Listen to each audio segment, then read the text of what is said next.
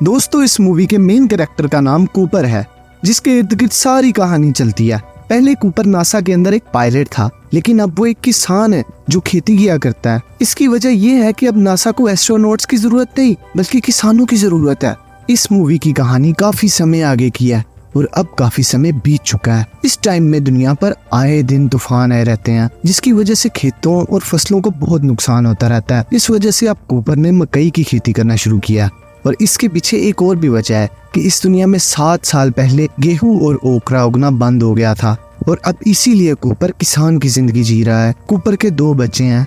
एक बच्चे का नाम मर्फ है जो कि पढ़ाई में बहुत समझदार है और दूसरे का नाम टॉम है जो थोड़ा एवरेज है। अब मोर्फ जिस कमरे में सोती है वहाँ बुक शेल्फ है। मोर्फ अपने पिता से कहती है कि इस बुक शेल्फ से पता नहीं कैसे बुक्स अपने आप नीचे गिर जाती हैं। मर्फ कहती है कि मेरे कमरे में कोई भूत है और मुझे लगता है कि वो भूत आप ही हैं।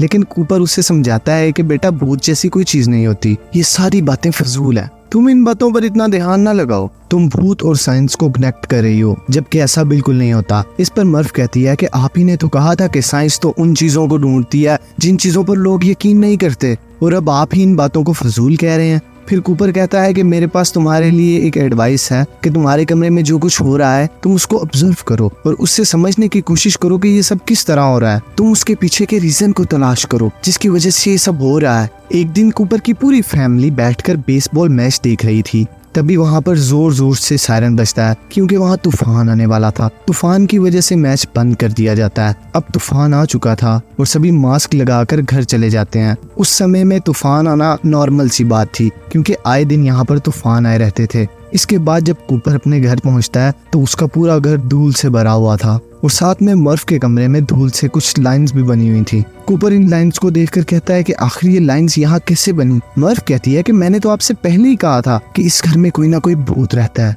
कूपर इन लाइंस को बहुत ध्यान से देख रहा था। फिर वो मर्फ से कहता है कि आज रात मैं यहीं पर गुजारूंगा, तुम जाकर टॉम के कमरे में सो जाओ। कूपर पूरी रात इन लाइंस को देखकर गुजार देता है और उसके पास एक कॉपी और पेन भी होता है। अब सुबह हो जाती है और मर्फ उसके पास आती है। वो देखती है कि उसके पिता पूरी रात इन लाइंस को देखते रहे। कूपर ये समझने की कोशिश कर रहा था कि आखिर ये लाइंस कैसे बनी और बुक शेल्फ खुद ब खुद कैसे गिर जाती है। फिर कूपर मर्फ को बताता है कि बुक शेल्फ से बुक्स इसलिए गिर रही होती हैं क्योंकि ग्रेविटी उन्हें अपनी तरफ खींच रही थी। इसे प्रूव करने के लिए कूपर एक सिक्का उछालता है और वो उन्हीं धूल से बनी हुई लाइंस के ऊपर गिरता है। इसका मतलब ये था कि उस कमरे की ग्रेविटी फोर्स ज्यादा है। तब जाके कूपर को पता लगता है कि ये किसी तरह का कोई मैसेज है जो कि बाइनरी कोड्स के जरिए हमें दिया गया है। बाइनरी कोड्स वो लैंग्वेज है जो किसी कंप्यूटर में किसी मैसेज को भेजने और रिसीव करने के लिए इस्तेमाल होती है।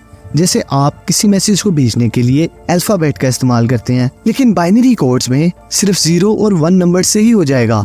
कूपर समझ जाता है कि धूल से बनी मोटी लाइन का मतलब है 1 और पतली लाइन का मतलब है 0। अब कूपर इस मैसेज को डीकोड करता है। डीकोड करने के बाद उसे एक लोकेशन का पता चलता है। अब कूपर उस जगह पर जाता है, लेकिन वहाँ पर उस जगह की सिक्योरिटी आ जाती है और वो उन्हें पकड़कर ले जाती है। वो कूपर को एक अलग कमरे में ले जाती है। तभी वहाँ पर एक साइंटिस्ट आती है जो कि कूपर से पूछती है कि हमें सच सच बताओ कि तुम्हारे पास इस जगह की लोकेशन कहाँ से आई। इस साइंटिस्ट का नाम है एमिली। फिर वो कूपर को एक बड़े से हॉल में लेकर चले जाती है जहाँ बहुत से लोग थे। इन्हीं लोगों में एमिली के पिता प्रोफेसर बेन भी उधर ही होते हैं और साथ ही में कूपर को वहाँ अपनी बेटी भी मिल जाती है। वहाँ सभी लोग दोबारा कूपर से पूछते हैं कि आखिर तुम्हें इस जगह के बारे में किस तरह पता चला, क्योंकि ये एक सीक्रेट जगह है और पूरी दुनिया में इस जगह के बारे में बहुत कम लोग जानते हैं। तभी वहाँ मर्फ बोलती है कि ग्रेविटी की वजह से हमें इस जगह के बारे में पता चला है। फिर वहाँ पर बैठा हुआ एक आदमी कहता है कि हमें साफ साफ बताओ कि तुम लोग यहाँ कैसे पहुंचे हो। कूपर को कुछ समझ नहीं आ रहा था कि यहाँ पर क्या हो रहा है और उसके दिल में थोड़ा थोड़ा डर भी था। वो कहता है कि पहले आपको वादा करना होगा कि मुझे और मेरी बेटी को यहाँ से जाने दोगे। फिर प्रोफेसर बेन उसको तसल्ली देता है।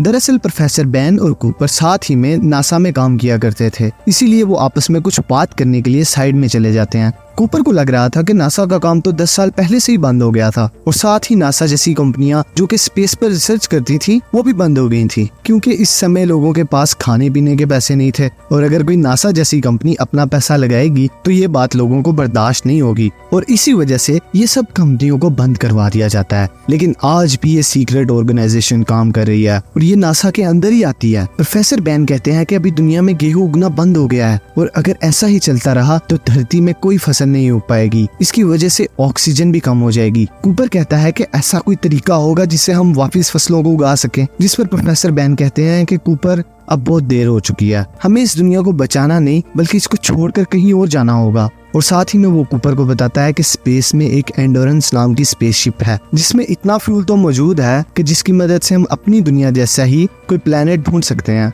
साथ में बैन कूपर को ये भी बताता है आज से 48 साल पहले सैटर्न प्लेनेट के पास एक वर्म होल खुल गया था जिसकी मदद से आप गैलेक्सी में कम से कम वक्त में पहुंच सकते हैं। हम जिस गैलेक्सी में रहते हैं इसका नाम मिल्की वे गैलेक्सी है जिसमें अरबों खरबों तारे हैं और अनगिनत प्लेनेट मौजूद हैं और इसी तरह अनगिनत गैलेक्सीज भी मौजूद हैं और इंसानों को वहां तक पहुंचने के लिए लाखों साल लग जाएंगे, लेकिन हम इस दूरी को वर्म होल की मदद से कम कर लेंगे।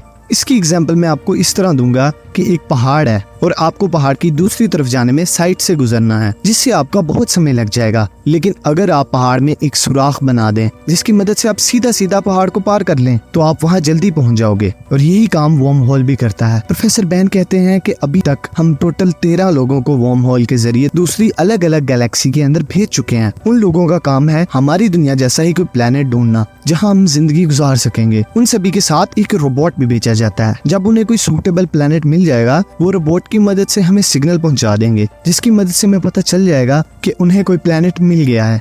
अब उन्होंने जो 13 लोग भेजे थे उनमें से 3 लोगों के सिग्नल हमें मिल चुके हैं और वो ज्यादा दूर भी नहीं है, लेकिन हम उनसे कांटेक्ट नहीं कर पा रहे क्योंकि हमारे पास अभी इतने सिग्नल मौजूद नहीं है। अब हमें पता करना है कि क्या वाकई वो प्लेनेट बिल्कुल हमारी दुनिया जैसा ही है। इसको चेक करने के लिए हम एक टीम बना रहे हैं जो कि उन तीनों प्लैनेट्स पर जाएगी और पता लगाएगी कि इन तीनों में से कोई प्लैनेट हमारी धरती जैसा है जहां जाकर इंसान रह सके। और अब प्रोफेसर बैन कूपर को एक बात बताते हैं कि मेरे पास 2 आइडियाज हैं। आइडिया नंबर 1, प्रोफेसर बैन अभी ग्रेविटी को समझने की और कंट्रोल करने की कोशिश कर रहे हैं और अगर उन्हें इसमें कामयाबी मिली तो वो स्पेसक्राफ्ट से इंसानियत को उस ग्रह पर ले जाएंगे जहां इंसानियत रह सकती है और इसलिए उन्होंने एक स्पेसक्राफ्ट बनाई है। दरअसल जहां वो दोनों खड़े थे वो कोई बिल्डिंग नहीं थी बल्कि एक स्पेसक्राफ्ट ही है, मगर वो इतना बड़ा और भारी है जिसकी वजह से वो उड़कर किसी और प्लेनेट पर नहीं जा रहा था, इसलिए वो ग्रेविटी पर काम कर रहे थे। अगर किसी तरह इस दुनिया से ग्रेविटी को बंद कर दिया जाए तो ये स्पेसक्राफ्ट हवा में तैरने लगेगी, फिर बस हमें डायरेक्शन देनी है जहां हम जाना चाहते हैं।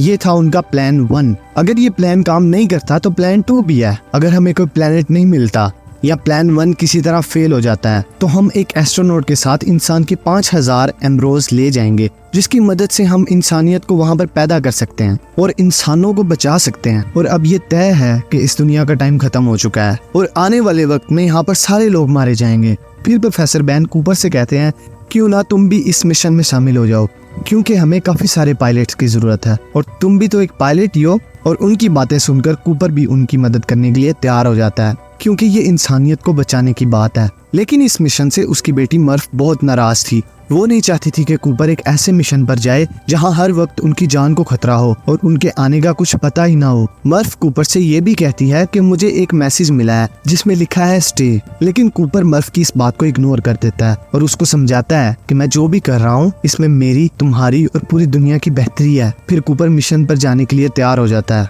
उसके पास 2 घड़ियां थी। वो एक घड़ी मर्फ को दे देता है और कहता है कि इन घड़ियों में 2 अलग टाइम है, एक टाइम जो स्पेस के लिए बनाया गया है और दूसरा टाइम जो इस दुनिया के लिए बनाया गया है। और स्पेस में धरती के मुकाबले में टाइम बहुत धीरे गुजरता है। हो सकता है कि मैं जब वापस आऊं तुम बूढ़ी हो जाओ और मैं वैसे का वैसे ही रहूं, तुम बस अपना ख्याल रखना। फिर कूपर वहां से अपने मिशन की तरफ निकल जाता है। वो सबसे पहले अपने रॉकेट में बैठकर उस स्पेसशिप तक पहुंचता है। फिर उस स्पेसशिप में से एक छोटा स्पेसशिप उस वर्म होल तक पहुंच जाता है। उस वर्म होल का नाम है गारगेंटुआ और ये वही वर्म होल है जिसकी मदद से वो तीनों प्लैनेट्स तक पहुंच सकते हैं। ये वही प्लैनेट्स थे जहां से इंसानों को सिग्नल्स आए थे। अब हमारी दुनिया के सबसे करीब जो प्लैनेट है उसका नाम है मिलर्स प्लैनेट। वो डिसाइड करते हैं कि वो सबसे पहले उधर ही जाएंगे, लेकिन ये प्लैनेट वर्म होल से बहुत ज्यादा करीब है जिसकी वजह से यहाँ पर गुजरा हुआ 1 घंटा असली दुनिया के 7 साल के बराबर होगा। दरअसल वर्म होल के नजदीक ग्रेविटी बहुत हाई होती है और आप जितना ब्लैक होल के करीब जाओगे समय उतना ही धीरे गुजरेगा। और अब वो वहां पर पहुंच जाते हैं। वहां पर हर तरफ पानी ही पानी था। तभी उन्हें पता लगता है कि जो आदमी यहाँ पर आया था उसका स्पेसक्राफ्ट पूरी तरह से तबाह हो गया है और जो मशीन है यानी कि वो रोबोट वो वहीं पर पड़ा हुआ है जो कि अपने सिग्नल अर्थ पर भेज रहा था। तभी एमिली कहती है कि मुझे दूर कुछ पहाड़ दिखाई दे रहे हैं, मैं उन्हें वहां जाकर देखना चाहती हूँ कि वो पूरी दुनिया जैसी ही है। लेकिन जब कूपर उनकी लहरों को ध्यान से देखता है तो उसे पता चलता है कि वो कोई पहाड़ नहीं बल्कि पानी की बड़ी बड़ी लहरें हैं जो कि उनकी तरफ आ रही थी। फिर एमिली को चिल्ला कर बुलाता है और फिर वो तीनों स्पेस क्राफ्ट में जाकर बैठने की कोशिश करते हैं। एमिली वहीं पर रह जाती है लेकिन वहाँ रोबोट भाग कर आकर उसे बचा लेता है। लेकिन इस पूरे इंसिडेंट में उनके एक साथी की मौत हो जाती है और तभी उन्हें पता चलता है कि स्पेसक्राफ्ट में पानी भरा है और उन्हें पानी को निकालना होगा, तभी उनकी स्पेसक्राफ्ट उड़ सकेगी। लेकिन उन्हें पानी को निकालने में 3 घंटे लग जाते हैं और जब वो अपनी स्पेसक्राफ्ट यानी कि एंडोरेंस में जाते हैं तो वो देखते हैं कि उनका एक साथी जिसे वो वहीं पर छोड़कर आए थे वो बूढ़ा हो चुका है, क्योंकि तब तक यहाँ पर पूरे 23 साल गुजर चुके थे। साथ ही में उनका साथी उन्हें ये भी बताता है कि मुझे तो लगा था कि तुम लोगों का काम तमाम हो गया है, इसलिए मैंने तुम्हारे आने की उम्मीद भी छोड़ दी थी। वो बताता है कि तुम्हें यहाँ से गए हुए पूरे 23 साल 4 महीने 8 दिन हो गए हैं। दोस्तों ये था मूवी का पार्ट 1। पार्ट 2 का लिंक आपको वीडियो अपलोड होते ही डिस्क्रिप्शन में मिल जाएगा। अगर आपको हमारी वीडियो पसंद आई तो वीडियो को लाइक करें, चैनल को सब्सक्राइब करें और बेल आइकन के ऊपर जरूर क्लिक करें ताकि जब भी हम इस वीडियो का पार्ट 2 अपलोड करें तो आपको फौरन पता चल जाए।